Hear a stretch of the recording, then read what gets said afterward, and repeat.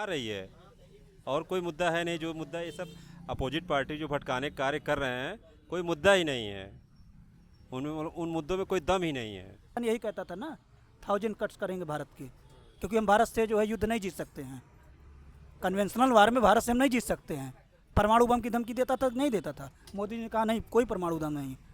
मोदी ने कहा कि हमारे पास परमाणु बम, हमारे पास जो परमाणु बम है, क्या वो दिवाली में उड़ाने के लिए है क्या? तब से पाकिस्तान अब परमाणु बम की धमकी नहीं देता। मैक्सिमम 80 सीट, 60, एक सीट नहीं पाएंगे। जितना बोल दिए मालूम है, चाहे बंगाल चुनाव हो चाहे बिहार चुनाव हो, सभी में जितना बोले हैं उतना है। क्योंकि ये सब मत देखिए कि ये लोग अभी मालूम है, ये तो जैसे मालूम हिंदुओं के लोग जैसे वो ओढ़े हैं, जैसे नहीं होता है, वो ओढ़ चल रहे हैं, चोला ओढ़ चल रहे हैं। इससे कुछ नहीं होगा कोई। नमस्कार, मैं सुमित कुमार, आप देख रहे हैं न्यूज़ आर। स्वागत करता हूं आपका इलाहाबाद विश्वविद्यालय के सरजमी से। अभी हम मौजूद है कटरा क्षेत्र में।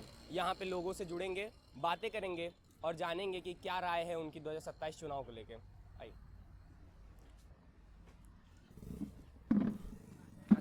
जी, शशिकांत सिंह। भैया, जैसा कि अभी यूपी में चुनाव का बिगुल बज चुका है, जनवरी फरवरी तक चुनाव का एकदम पीक पे होगा, तो आपको क्या लगता है कि 27 में किसका शासन होगा? जिस हिसाब से इन लोगों का कार्य है उस हिसाब से हमको लगता है कि 50-50 मामला रहेगा। अप डाउन किसी भी तरफ बढ़ सकता है, क्योंकि छात्रों के बारे में सोचने वाला बहुत सरकार अभी तक, मतलब पुराने सरकार भी हमने देखे हैं, अब की भी सरकार देखे हैं, छात्रों के बारे में कोई सोचने वाला नहीं है। इतना बड़ा आंदोलन करना पड़ रहा है, इतनी सारी समस्याएं हैं, और तानाशाही कभी किसी को रुकने नहीं देती है। और मेरा मानना है कि सत्ता परिवर्तन होते रहना चाहिए, जिससे कि लोगों में तानाशाही ना आए, और जो मूल समस्याएं हैं उसको सुनने की लोगों की क्षमता होनी चाहिए। क्योंकि आप इन्हीं लोगों के बीच से, लोगों के वोटों से ही जीत के जा रहे हैं, और उसके बाद लोग बच्चों की समस्याएं या लोगों की समस्याओं को भूल जा रहे हैं। कहीं ना कहीं इसमें समस्याएं आएंगी, और इस वर्तमान में जो समस्याएं हैं जो छात्रों को लेकर के, वो तो बहुत बड़ी समस्या है। इसको सुधार करना पड़ेगा। अगर नहीं सुधार करेंगे तो हमको लगता है कि अब समस्याएं बदल जाएंगी। अगर छात्रों की समस्याओं पे हम दो आयाम देखते हैं, एक केंद्र में हुई समस्या और एक झारखंड में।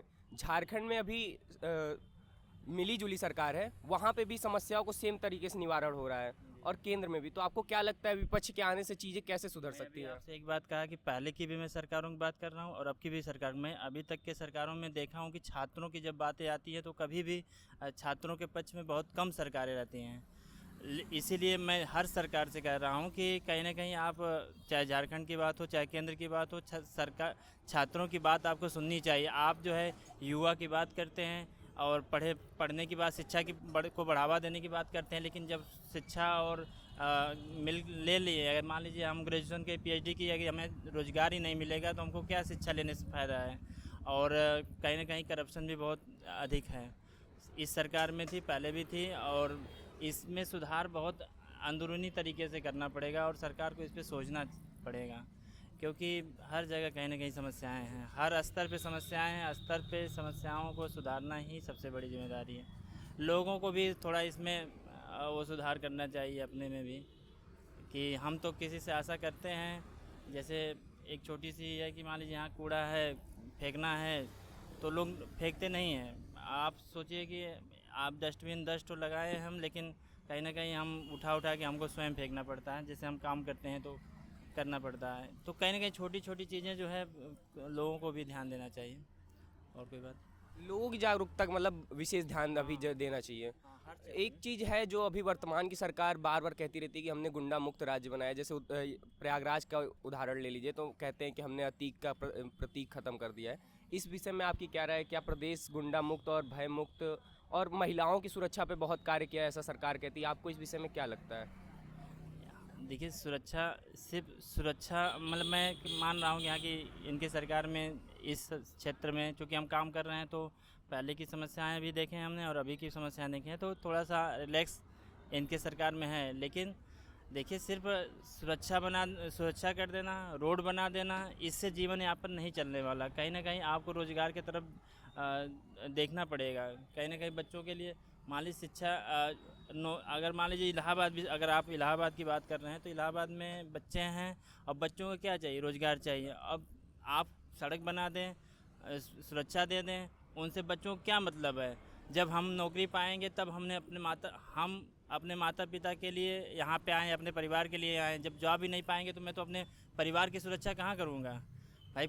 सिर्फ लड़के सुरक्षा करना, पुलिस से सुरक्षा करना इम्पोर्टेंट नहीं होता है। उनको माता पिता को भोजन देना है, भाई है, परिवार है, सबको लेके साथ में चलना है। तो उसके लिए तो हमको रोज़गार चाहिए। हमको सड़क बाद में चाहिए, हमको रोज़गार पहले चाहिए। तो कहीं ना कहीं सरकार को इस पे फोकस करना चाहिए। और बहुत बार ऐसे मैटर हो जाते हैं और इनके बहुत बार ऐसे समाज होता है जिसमें चारों तरफ जो है, जब जो सरकार आती है देखते हैं कि उनके चारों तरफ उनके जैसे चाहे योगी हों चाहे पहले की भी सरकारें जो हों, उनके चारों तरफ ऐसे व्यक्ति बैठ जाते हैं जो उनको गुमराह करते हैं।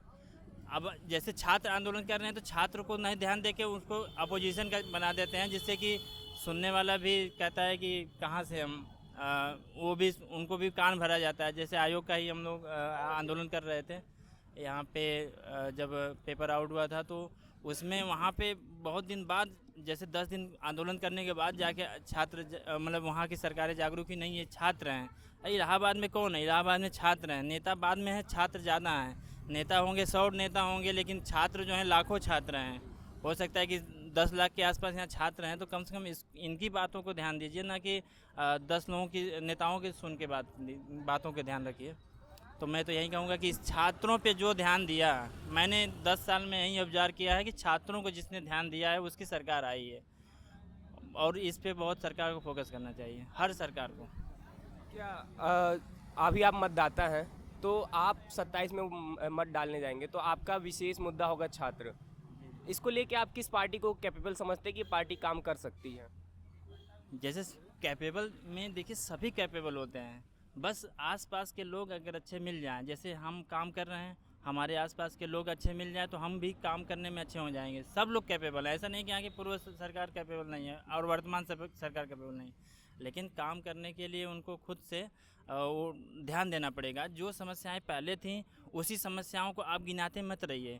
उसमें आप कहेंगे कि पेपर उनके समय भी लीक होता था, आपके भी समय लीक हो रहा है, तो आपके उसमें क्या मतलब निकल गया हमारा? हम तो मान लीजिए आपको परिवर्तित करके आपको लाए हम, तो हम चाहते हैं कि आप अच्छे से काम करिए। लेकिन जो चीज़ें उनके समय जो हुआ, आपके समय क्यों हो रहा है? कहीं ना कहीं इसमें आपको बदलाव करने की ज़रूरत है, ठीक है। और इस पे सभी छात्र इस पे ध्यान देते हैं, इसीलिए सरकारें बदलती ही हैं। किसी मुद्दे को लेकर के नहीं। वर्तमान सरकार में अगर यदि पेपर अगर आज अगर चुनाव करा दिया जाए तो हो सकता है कि केंद्र की सरकारें गिर जाएं, ठीक है, वर्तमान में। ठीक, आइए चलते हैं और भी लोगों से बात करते हैं। क्या नाम है चाचा आपका? हुसैन मोहम्मद। ये बताइए 27 में चुनाव आ रहा है, हाँ। तो आपको क्या लगता है कौन सी पार्टी जीतेगी? अब पार्टी में नहीं जीतेगी मोदी जी, और का मोदी जी। हाँ, और कौन जीतेगा? काहे ऐसा का है मोदी जी में कि मोदी जीती आते है? हैं हाँ? अब उन्हें आते हैं हमेशा। वही आते हैं। ऐसा कुछ जो बहुत अच्छा काम किया हो, आपको अच्छा लगता हो? काम तो अच्छा करें बहुत। क्या क्या ऐसा आपको लगता है कि बहुत अच्छा हुआ है? अरे रोड चालू का गरीबों के थोड़ा सा सब दुआ करें ना, अपन जो हो सका तो करा थे ना अपन। महिला सुरक्षा को लेके अच्छा काम किया है कि नहीं? महिला के भी सब अच्छा करे हैं मतलब रात में लड़कियां निकल पाती हैं, ऐसा सब। हाँ सब सही है। सही है। अब की बार मोदी सरकार वो नहीं आएंगे और कौन आए? नहीं आएंगे। और कोई विपक्ष में अखिलेश, कांग्रेस, बसपा क्या है जान सकते हो तो बता सकते। आपके हिसाब से अखिलेश, मोदी जी। आइए और भी लोगों से जुड़ते हैं, बात करते हैं। भैया आपका परिचय? मेरा नाम इंद्रेश कुमार है। डॉक्टर इंद्रेश।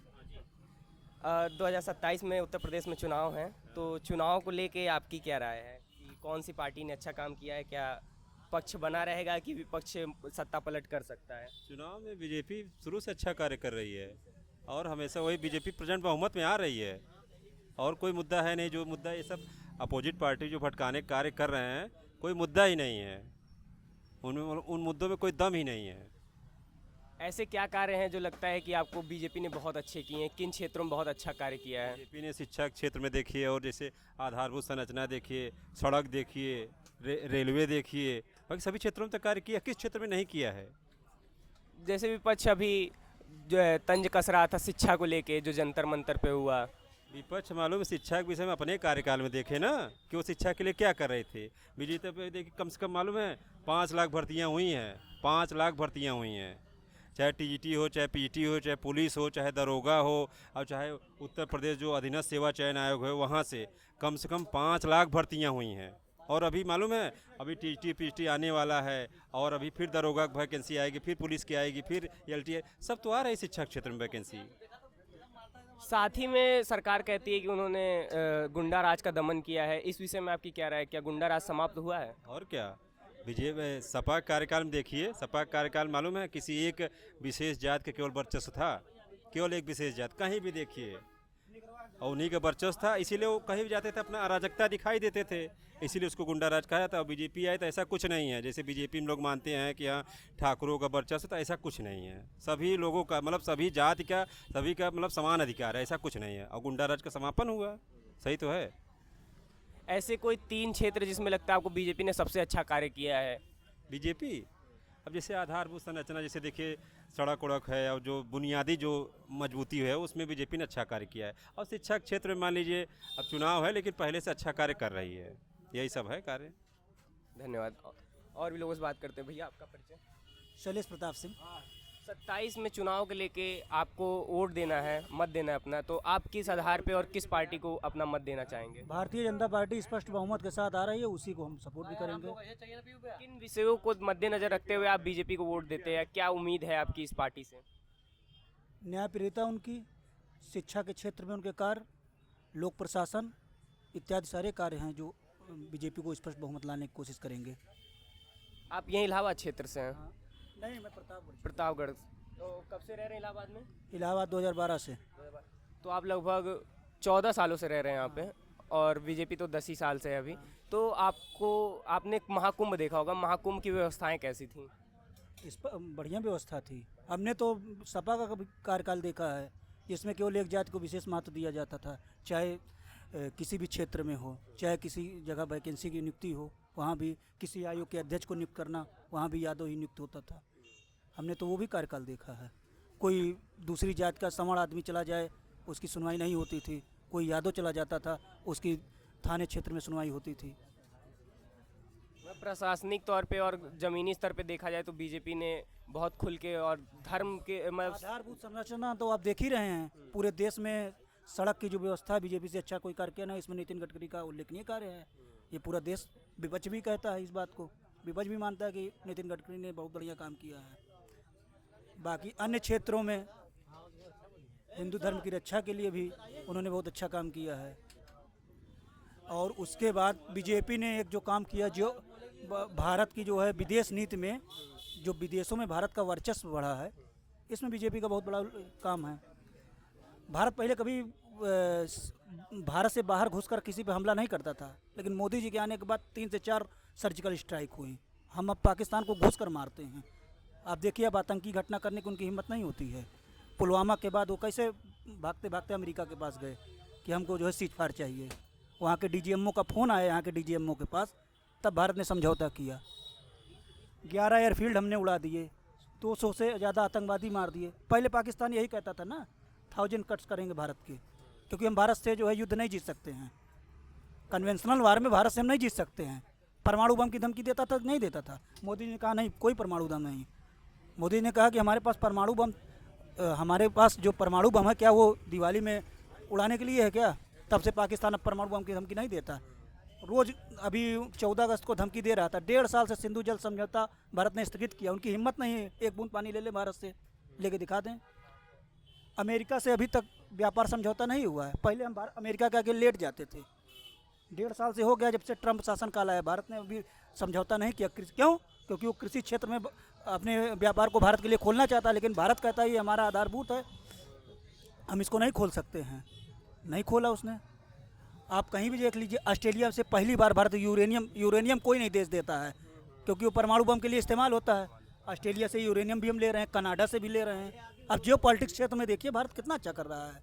अब विपक्ष क्या करेगा? विपक्ष तो केवल एक जात को नौकरी देता था बस। मतलब अब की बार विपक्ष का कोई अस्तित्व नहीं। ये हमको लग रहा है 100 सीट भी नहीं पाएंगे। 60 से 80 सीट लिख लीजिए इसी चैनल पर। मैक्सिमम 80 सीट 60 एक सीट नहीं पाएंगे। जितना बोल दिए मालूम है, चाहे बंगाल चुनाव हो चाहे बिहार चुनाव हो, सभी में जितना बोले हैं उतना है। क्योंकि ये सब मत देखिए कि ये लोग अभी मालूम है, ये तो जैसे मालूम हिंदुओं के लोग जैसे वो ओढ़े हैं, जैसे नहीं होता है वो ओढ़ चल रहे हैं, चोला ओढ़ चल रहे हैं। इससे कुछ नहीं होगा। कोई बेवकूफ़ नहीं है, वो जानता है कि हम 1 महीने में चोला ओढ़ लेंगे तो हमारा ये जनाधार बढ़े, ऐसा कुछ नहीं बढ़ेगा।